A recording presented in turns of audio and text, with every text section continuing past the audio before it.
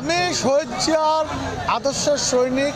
আমি এই দল গায়ের জোরেই করে এসেছি, আমাকে দল করতে দেয় নাই প্রতিপক্ষ কখনো, গায়ের জোরেই করে এসেছি এবং আমি গায়ের জোরেই করে এটা তারেক রহমান নিজেও জানে। অতএব এ দল আমার, আমি করবই। প্রচুর ছাড়া মানে কি বলবো, আমি যেখানেই গেছি ময় মুরব্বী থেকে শুরু করে বিশেষ করে তরুণদের আগ্রহ যথেষ্ট।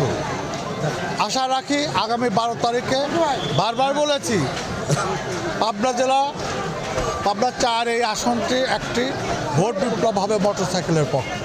এখন পর্যন্ত সার্বিক পরিবেশ ভালো, কিন্তু আমার প্রতিপক্ষ ধানের শীষের লোকজন বা হাবিব ভাই নিজেই বিভিন্ন জায়গায় হুমকি ধামকি দিচ্ছে। রাত্রে তাদের বাহিনী বিভিন্ন বাসায় গিয়ে তাদের বাবা মাকে হুমকি দিচ্ছে।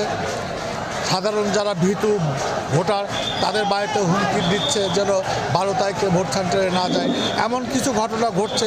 আজকে আমি ঈশ্বরদীর মহোদয়কেও এটা অবগত করেছি।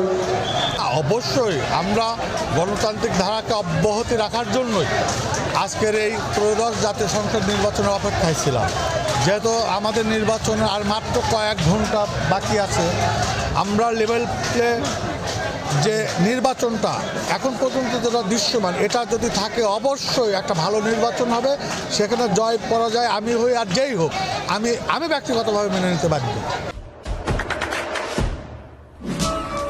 দেশে দেশে সবার সাথে দ্য নিউজ।